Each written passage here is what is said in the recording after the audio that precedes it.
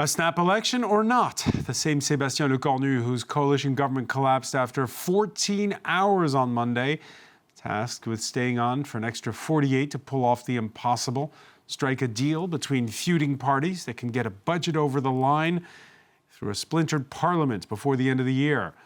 Borrowing rates already climbing. But for a deal, you need compromise. To Lecornu's left, the socialists want to go back on Emmanuel Macron's hotly contested pension reform of 2023. To the right, the conservative Les Républicains say no way. We'll measure the height of the hurdles at hand and possible ways the French president can avoid another snap election that's sure to further shrink his support in Parliament. All this just 19 months out from the poll that will pick his successor in 2027. The frontrunner in that race already in campaign mode, far from Paris on what was to be deadline day. The far-right's Marine Le Pen instead claiming that all this haggling in the high halls of power smacks of a cabal. And while the left and the moderate right tear themselves apart, her national rally party's been quietly canvassing constituents, anticipating their next trip to the ballot box. Today in the France 24 debate, how to break France's political impasse. With us, French Socialist Senator Hélène Conway-Mouret. Thank you for being with us. Thank you for having me. Philippe Moreau-Chevrolet, senior partner at political consultants Iconic. Good to see you. Good to see you, Francois. Jacob Hessler, global head of consulting at Forvis Mazars. How are you? Very well. How are you? Good. And from Rome, he advised the conservatives here in France, but that was in a previous life. Political scientist Thibault Muzelg, author of Post-Populism in French. Thanks you so much for joining us. Thanks for having me. On the go, by the way, you can listen to the show. That's wherever podcasts are streamed. Yeah, Sébastien Lecornu's extra time as French Prime Minister, it's going to go beyond the 48-hour extension announced on Monday. We know because Emmanuel Macron's third PM since last year's dissolution of Parliament was scheduled for an interview in the primetime 8 p.m. news broadcast. And we've had a day of huddling, haggling, and finger-pointing, as Emerald Maxwell explains. A note of optimism from outgoing French Prime Minister Sébastien Lecornu on the talks he'd held so far with opposition parties as he tries to find a way out of France's political crisis. They show a shared will to ensure that France has a budget before December 31st of this year. This shared will is creating momentum and convergence, which clearly moves us away from the prospect of the dissolution of Parliament. This evening, I will go to the Élysée Palace to present to the President the solutions that are on the table, if we manage to find any. One of the solutions potentially on the table is a suspension of the French government's hallmark pension reform. Once deemed untouchable, the left has long called for it to be repealed. But the socialists were cautious as they left their meeting with the Prime Minister. We have no assurance that this suspension of the pension reform is actually happening. It's only been mentioned by the Education Minister Elisabeth Borne, who is also the author of this reform. But at this stage, no one can guarantee that it will be the case. Borne, who pushed through the unpopular reform as Prime Minister 2 years ago, told a French daily on Tuesday that the government should know when to listen and to move on the matter. But for the far right's Marine Le Pen, who wants a dissolution of Parliament and is already on the campaign trail, time's up for negotiations. I censor everything. That's it now. Stop. The joke's gone on long enough, okay? We're making the French run around in circles, all to buy time. It's unacceptable. Even if an agreement can be reached between the left and Macron centrists, the move risks alienating the centre-right, further imperiling budget plans. And before we go to our panel, France 24's Antonia Kerrigan's been on stakeout duty this Wednesday, first outside the Prime Minister's office, now outside the presidential palace. Yeah, what's the mood been like for? Well, we've seen leaders from the left-wing parties come and go today, each more confident than the last, in that there does seem to be a shift in the power dynamics. It does look like the Prime Minister is now looking for compromise with the left in a way he wasn't before. Last night, a former Prime Minister and currently outgoing minister, said that she said that there was a possibility that the 2023 extremely unpopular pension reform could be suspended. And this morning, the Prime Minister talked about reducing the budget deficit to 5%, having previously talked about 4.7%, after his predecessor talked about 4.6%. So small moves in the direction of the left have meant they've come out very conscious that the Prime Minister may now have to compromise with them. Indeed, Marine Tondelier of the Green Party came out and said that they at the beginning of their meeting, the Green Party representatives had talked for 10 minutes straight, and she also said that she felt they had been very convincing. What's for sure is that the centrist camp and the right won't be happy with the kinds of compromises that are being talked about here.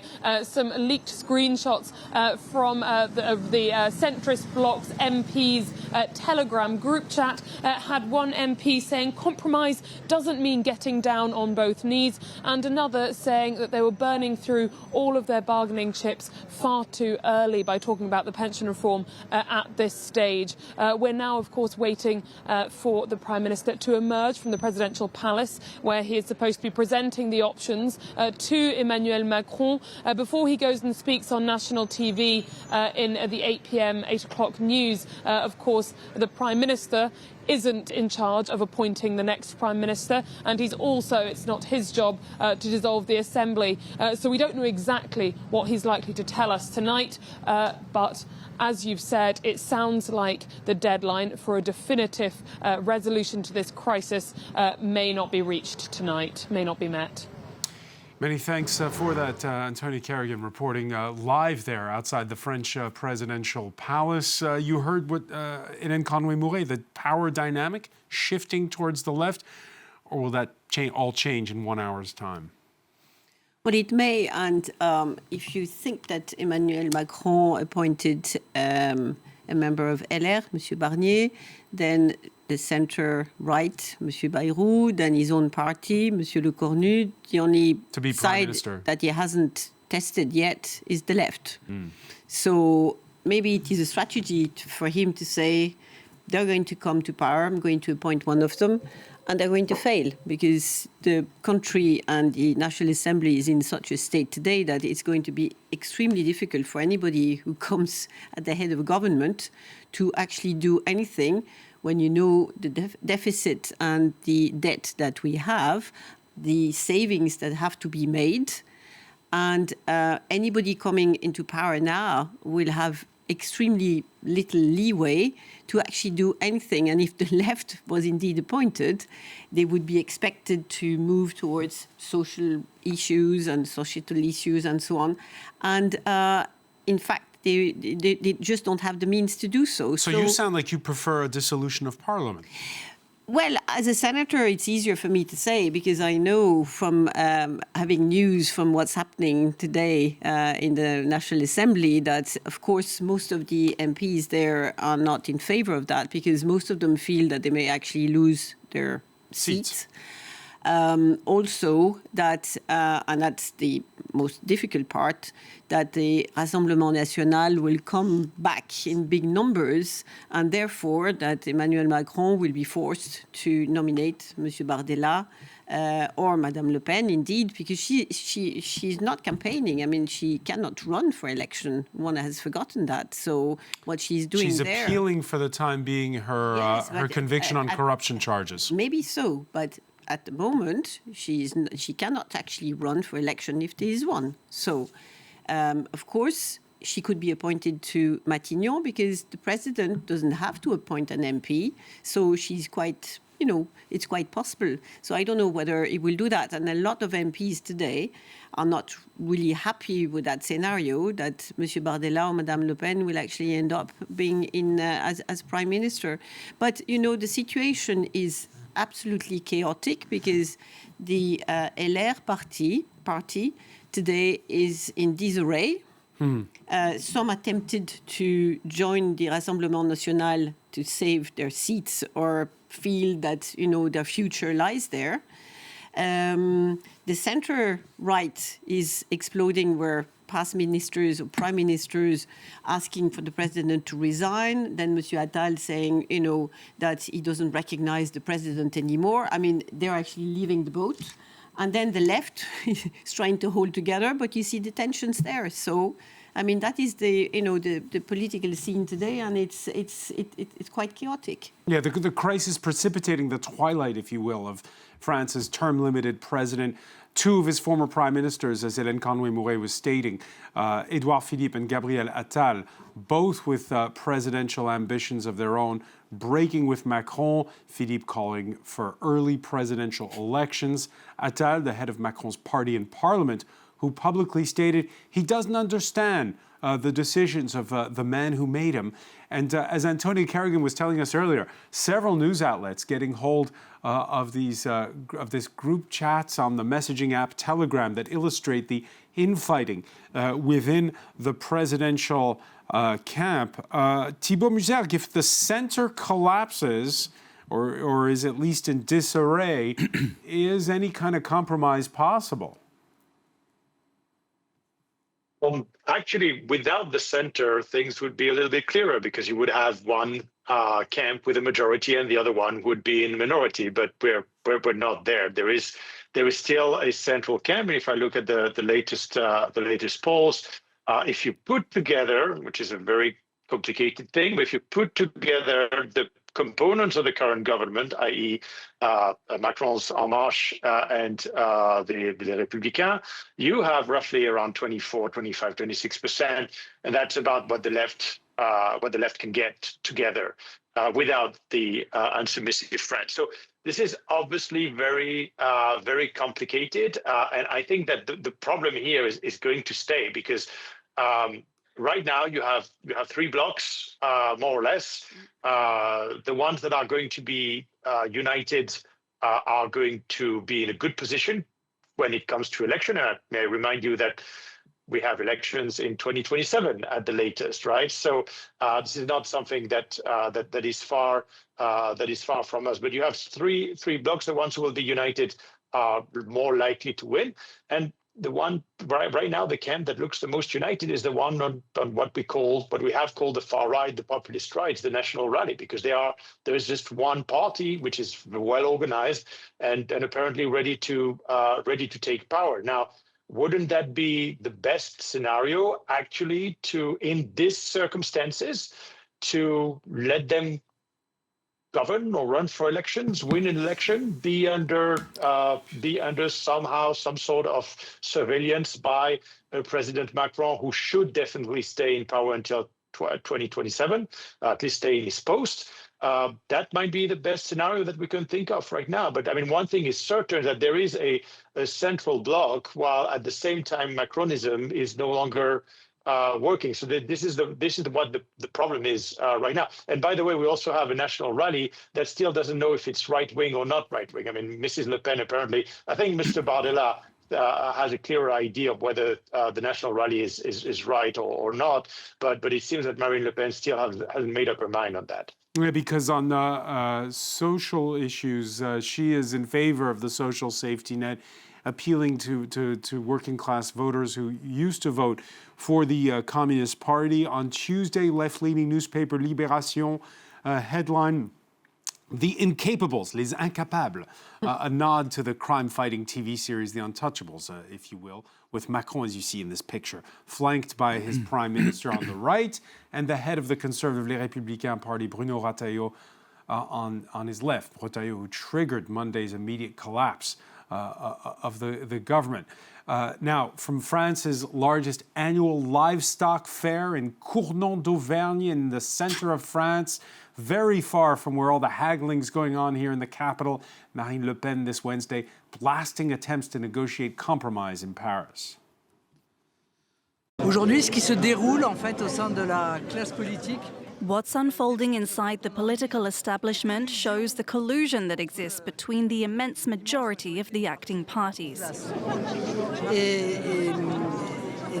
And so we represent change. The French have understood this. We wish for elections because the French people are sovereign. It's up to them to decide, to find the answers to crises. Philippe Moreau-Chevrolet, Marine Le Pen, they're talking about collusion between all those between all those who are trying to reach some kind of compromise. Compromise, a dirty word at this point, it seems. Every populist knows how to do it, but she's good at it. She plays a part from a livestock fair. Far from Paris, you know, I'm not in that secluded place that you call the capital. I'm with the people outside of Paris, with the farmers, with the real guys. And what I'm telling you is that they are plotting, all of them, together to exclude us, the people, from the real, from the power, from government. And we should be in government because we deserve it. So it's unfair. Okay, that's what she's playing. The problem is if we put her in charge, as Thibault Mézergue suggests, we are in the middle of a deep political crisis internationally, so we would have a government headed by a guy who most probably, if it's Jordan Bardella and or Marine Le Pen, or a girl who would be for pro-Russia, for Putin. I mean, we would have a president fighting for Ukraine, because he does it well. But we would have a prime minister fighting for Russia. But isn't it just democracy? It's the party with the most votes in parliament. No. Actually, The first party in the parliament, the first coalition. We have a coalition in parliament, by the way. It's on the left. It was. It's a problem for Emmanuel Macron because it's on the left. But still, it's a coalition, right? Mm-hmm. It's a leftist coalition, if you will, but it's nonetheless existent. He doesn't want to pick up a prime minister from the left's ranks. He's responsible for that choice. Nobody else is responsible but him. If he doesn't do it, then it will be the National Front, the Front National, the Rassemblement National. It will be the far right, the populists. So he has a very clear choice. Either he gives the power, the government, to the populist, and he will be fully responsible for what happens next. And it will be against him, mainly, that they will govern, and they will play the populist book as Trump does it. Every day there will be a new thing. Every day a new circus. The democracy will be torn apart, and they will be elected in a landslide in 2 years. I can promise you that. A landslide? In a landslide. They know how to do it. We don't, as Democrats, moderate Democrats. They know how to play the book. I mean, our political parties are far too weak. They don't get what populism is. They don't get what happens in the US. They don't understand what is happening on the social media. I mean, they are really lame ducks. Sorry for that, but Jakob Hessler, do you agree? It's a bit too extreme for you. As a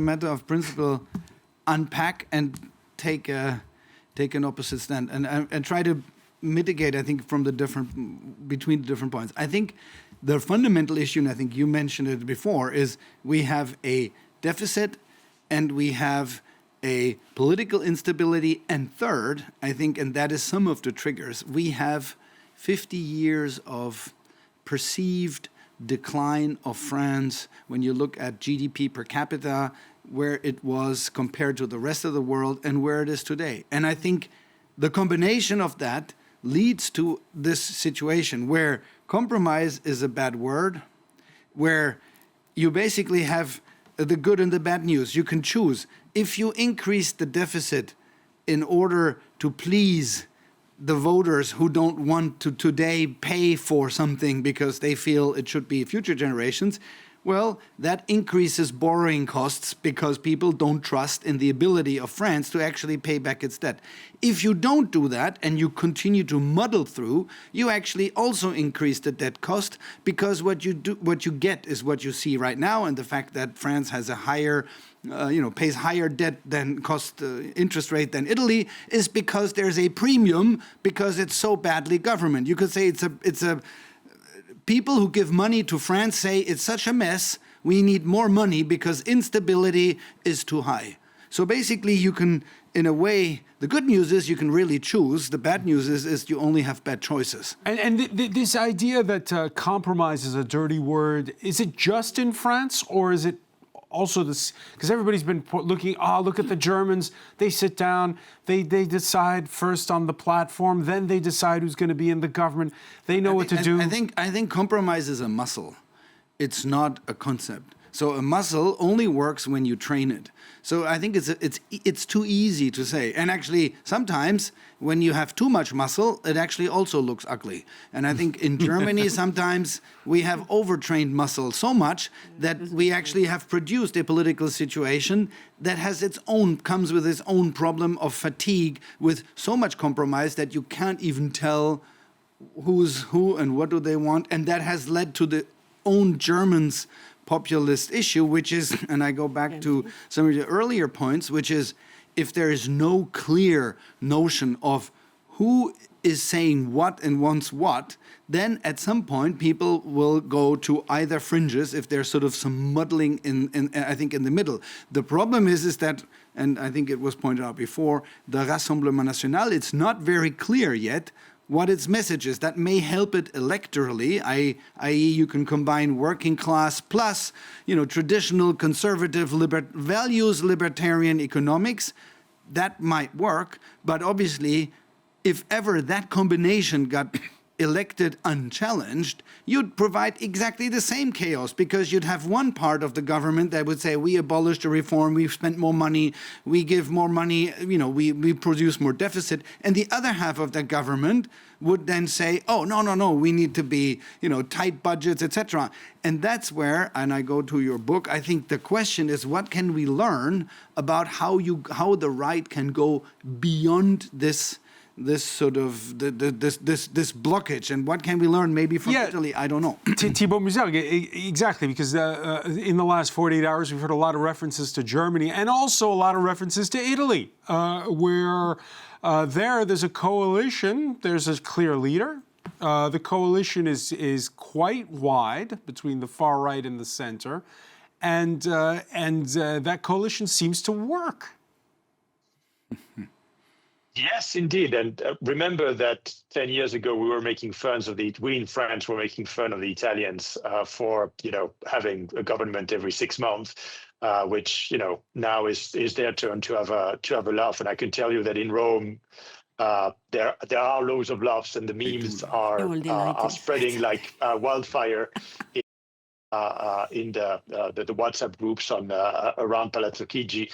But yes, I mean, the problem, and let me get back just to and thank you, by the way, for the great publicity for my book. I don't need to do it, so that's wonderful. Usually I have to do it myself, but here, thank you very much for making that publicity. But I think what the thing in Italy is that what they have understood and that we haven't is that there is now a return to a debate between left and right, while the debate of the 2010s was between populists and the establishment. And I actually, even though Marine Le Pen is still very much entwined in this divide between populists and the establishment, I actually think that the future is not that, and the future is more with people like Mr. Bardella, or it could be Mr. Retailleau, by the way, who also, clearly see the world as, or the political fight as one essentially between the left and the right. So here is the problem that we have. We have a system here that has been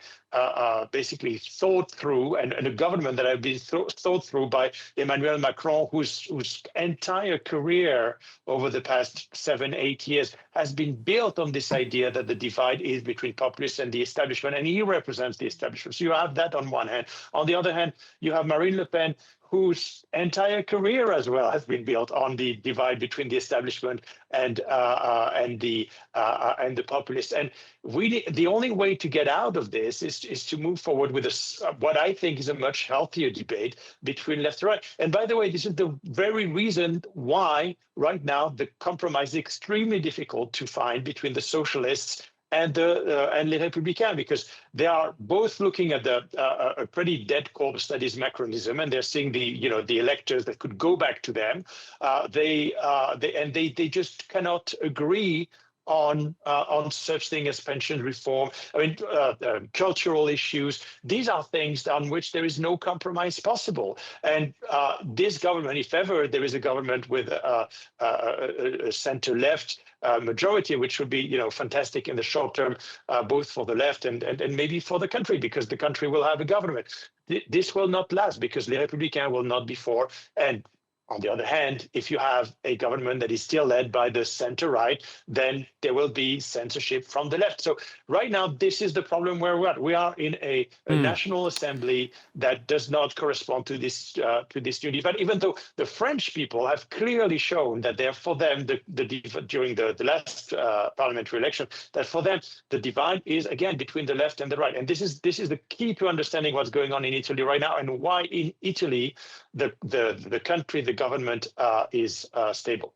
Right. So a return to left versus right. And since we don't know the largest party, that of Marine Le Pen, which side it's on, what we are seeing are fresh cracks in that Republican firewall, as it's known here, against the far right. The head of Les Républicains, Thibault Muser, was talking about the party, remember, of Jacques Chirac and Nicolas Sarkozy, calling on his supporters to vote against the left, not the far right. This is in a by-election that's coming up next Sunday in southwest France. Vous pouvez comprendre que ça peut provoquer un trouble que vous n'indiquiez pas pour Si, j'ai indiqué la consigne qui est la mienne. Si je comprends bien et si je m'y connais un peu, ça veut dire que vous appelez à voter pour le bloc patriote. En tout cas, certainement pas pour la gauche. C'est notre ligne, c'est notre ligne.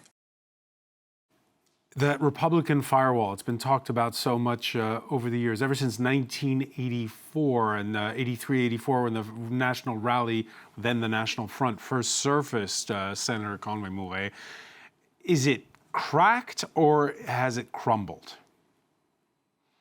Well, there is a major crack, yes, indeed. And just talking to my colleagues from the Les Républicains Party today, some of them are extremely uneasy with Mr. Retailleau's position. But as I was saying earlier, there is this temptation for some of them to feel that their political future may reside indeed on the far right of what they have been defending so far. Others who are true Republicans indeed will stay, but I think what because Les Républicains is an interesting party. It's got the presidency of the Senate. Yes. But in the lower house of Parliament, this is the former. Again, this is the used to be the Gaullist party. It was one of the biggest parties in France. Now it's reduced to 50 seats out of 577 in the National Assembly. But it is the majority party in the Senate. So when we have a text going from the National Assembly to the Senate, indeed, for the past 8 years, it is Les Républicains who decided really on the last text or the amendments and so on that will come out of it. No, I see an implosion of that party taking place now. And this is very sad because indeed, if we are to go back, and I feel it is the case, to having a right-wing vision of society and left-wing vision, and having this democratic debate that is very healthy, that we can get ideas out of each other rather than having this kind of middle, what Emmanuel Macron wanted, this kind of model thing that, people don't recognize themselves in. We will not have a right-wing party. We're going to have the extreme right populist, and I think the comparison with Italy doesn't stand there because Madame Meloni doesn't have Monsieur Le Pen, Jean-Marie Le Pen, as a father. I mean, it's not the same history. It's not, the Le Pen family, it is the firm, and we know where they come from, we know what they stand for, and even though now they're extremely good at communication, which is the case of most of the parties, and indeed they rely very heavily, and that was extremely well presented. Thank you. On social networks today. They're extremely active. Look at TikTok. The last election, when I asked a young group of voters in my village who they had voted for, they said, "Oh, for him." And I said, "Do you know who he is?" It was Monsieur Bardella. And they said, "Why did you vote for him?" Because he, he's extremely good and he's good looking, He talks well. And he talks well. It may be an empty shell. Sorry for that, but it is. No, it is true. So let me ask you, Philippe. So it's a nice shell to look at from outside, Philippe Moreau-Chevrolet, Thibault Muser's idea that, this idea of mainstream versus populist, what you need to do, he says the recipe he's suggesting is turn it into a debate of left versus right. Why does that matter? Or do you agree with it, first of all? It could be the future of the political system. We could go back to that opposition between left and right, but it won't be the same left and won't be the same right. The right is trying to incorporate its populist side. It's like Dr. Jekyll and Mr. Hyde merging in one single character. And they're trying very hard, and there will be, people will politically die because of that, and they're trying to incorporate it and try to form to morph into one political form on the right side. And the left is in a predicament because they have the LFI, La France Insoumise, the far left, which is very problematic. And by the way, in the polls, the moderate left is getting to be higher than the far left, which is unprecedented in recent times. And with the opposition between the two left is really strong. They have morphed in the past, so to speak, but they can't do it anymore because of Gaza and every other. All right, but let me ask you, because at the heart of it's a bit long, but the heart of the discussion over the last 24 hours has been an idea that the hard left and the moderate left agree on, which is to go back on this pension reform that was so bitter in 2023. And the center is willing to give it to them, this political victory. Somehow. Is it really willing, though, or is it just Elisabeth Borne, the former PM? At this stage, the question is... Do we open the debate? They opened the debate. They did it themselves. And Elisabeth Borne, who is is a very respectable politician, very calm, quiet politician. She's not the excited type, and she's very close to Emmanuel Macron. She decided to do it by herself. But, if she did it, it's because she felt that she could. It would be accepted somehow to drop the reform. And so the left could have this political gain. The left understands what a coalition is, but my fear is that I don't think that the electorate is getting what a coalition is. Really anymore. I think they don't understand what a coalition is. Why? Because it's polarized, and if you're not representing your face, F-A-Y-T-H, instantly and clearly, as Jordan Bardella does, then you appear to be, And also, if you're in government, will you be tarnished as a collaborator of Emmanuel Macron who's deeply unpopular? Yeah, sure, and you would be, you're considered to be damaged goods because you're tainted if you don't really fight for what you create. But I think there's two things in there, which is interesting, is that in Italy, that reconfiguration of the left-right came through the right. Maybe in France, it will come through the left, which is if the emancipation of the socialists from LFI, which has so far for them electorally worked rather well. They have, out of a party that was given for dead, they have sort of resurged with higher votes and a better perception among left-wing voters. And the fear of their candidate got 2%, less than 2%. But why would Macron and his party give up the pension reform?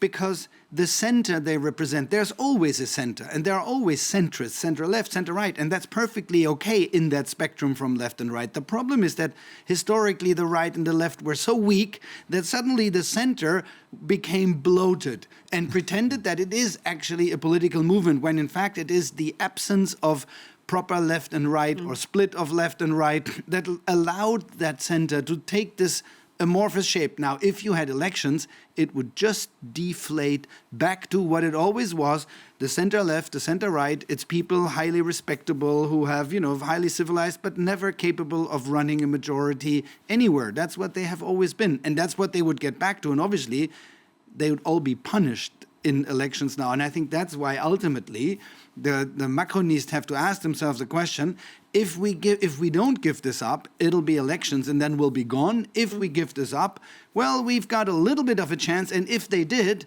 and you'd imagine a more left-wing prime minister tolerated by some type of center to the center right, you'd have at least for short term something stable. The problem is obviously that the Républicains have at some point a huge incentive to then join and leave, because they need to make sure that at the next election they are sort of the right wing. and which is, the union of the rights is something that's been talked about, and if the they union of the disappear- rights, which was a concept under the Third Republic that included far-right parties, exactly, and it would, one of the points I think is, union of the rights means that there's two for a union. The way it looks at the moment, the far right wouldn't need a union of the right. It wouldn't need a kind of coalition of Meloni because they'd just be wiped out as well. And that's, so in a way, I think Retailleau is actually really having to manage this difficulty, which is if he is not right enough, he'll be just also wiped away as a Macronist, even though he is not. And I think by temperament, he is not. He's originally from a far more traditional conservative background, politically, personally, religiously, and all of that. In 2017, Emmanuel Macron blew up the two big tent parties by saying he would, promising on the campaign trail, he would take the best of the left and the best of the right, what was called in French the en même temps, at the same time. He called his party En Marche, the same initials, coincidentally or not, as his own. On Monday, when all hell was breaking loose, the same Emmanuel Macron was filmed on a soul-searching solo walk along the banks of the River Seine. Philippe Monchevrolet, your thoughts on the semiotics of that moment?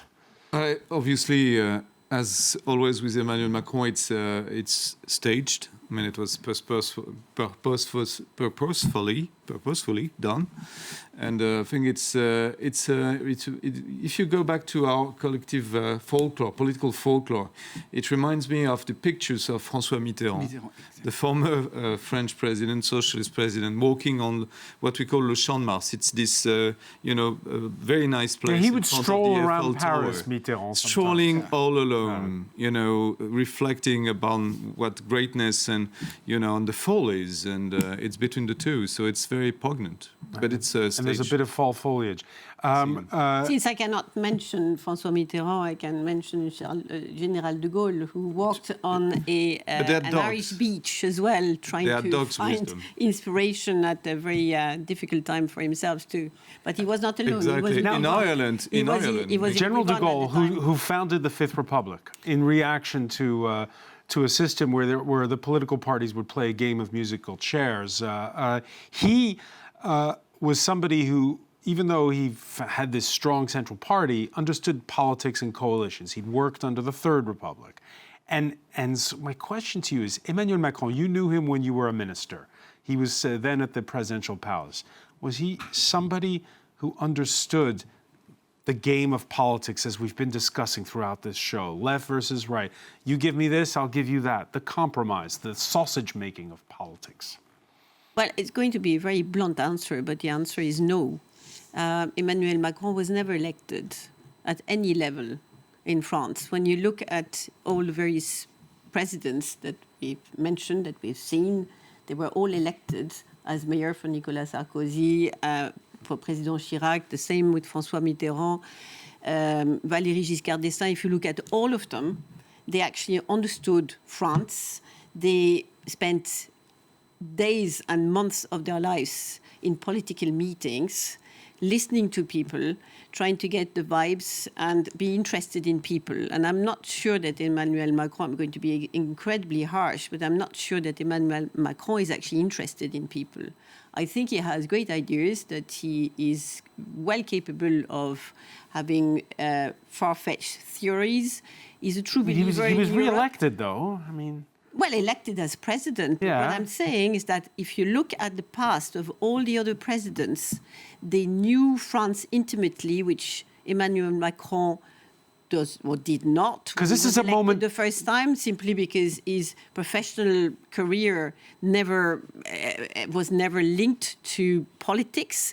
He was called to the Élysée to work indeed as Secrétaire Général Adjoint, but that's all. But it's not just because you observe ministers, having a meeting around the table, that you actually understand politics. You do not. And you got that sense when you met him back then. He's missing, and plus the fact that he was much younger than any of the others as well. But maybe sometimes youth can be also something which is good because you bring energy. And I think the French people were also maybe a bit tired having elderly presidents, and they wanted the change. But right now, they also wanted the change with Nicolas Sarkozy. But right now, his profile was quite different from the others. Right now, this is a moment that calls for party politics.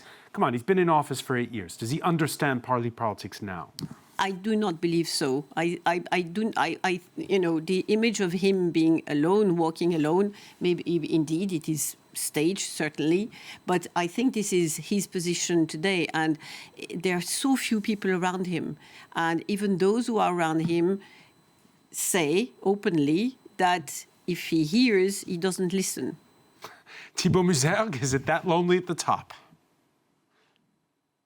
Yes, it seems so. I mean, Emmanuel Macron has lost all of his allies. Everybody's smelling blood, whether they want a dissolution or even an early presidential election, which would set a very precedent in my mind for the institutions of the Fifth Republic. But the reality is that today, like it or not, he is alone, and his big predicament is that, or his problem is that if ever he goes for a dissolution, which might be the only solution that is left to him in within 24 hours, if ever he goes to that, then he's going to lose his party. Because, I mean, you can already see, we're talking about the tensions within LR, but it is actually much, much worse within En Marche.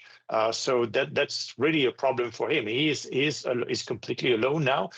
It's the end of rain, right? We say in French, an ambiance de fin de règne, an atmosphere of end of rain, and this is exactly how it looks like, with everybody starting joking for position for the after, whatever the after may mean. Yeah, Jakob Hessler, quite sad. For people watching this show from abroad, should they be panicked? Because this is, after all, Europe's second biggest economy, that we're headed now for 18 months of high instability heading to a 2027 presidential election? Or is there always a way and they'll figure it out? Well, for better or worse, I'm not sure that everything is so amazing next door. So whether you look to the UK and look at the huge mess a government with a huge majority is in, you look to Germany, which is very complicated, where there was the promise of renewal and finally they get backtracked into basically doing exactly the same thing as before. Now, Italy is the haven of stability. Spain looks pretty stable for the time being, but even Spain hasn't got its budget voted for the time being. So while the economy seems to be doing not so badly, but I think we are just in really, and then look at the war in Ukraine, look at drones flying over. I think we are in a world that is today much more unstable and unpredictable than we were used to. So that's what should create everyone's anxiety, whether then on top, France is also what France does. That makes things somewhat worse, but I think it's the overall situation which is a real challenge for European democracies. All right. I'm not sure if that's a consolation, but I want to thank you. We'll leave it there for now. Jakob Hessler. I want to thank Hélène Conway-Mouret, Philippe Moreau-Chevrolet, Thibault Musergue for being with us from Rome. Just a programming note for you. On Thursday, there'll be no show. We'll be hearing from the French president, but not about politics. He'll be speaking at the ceremony for the late Justice Minister Robert Badinter, the man who abolished the death penalty back in 1982. His remains will be buried among the greats of the Republic at the Pantheon in Paris's Latin Quarter. We'll be having live coverage of that ceremony right here on France 24.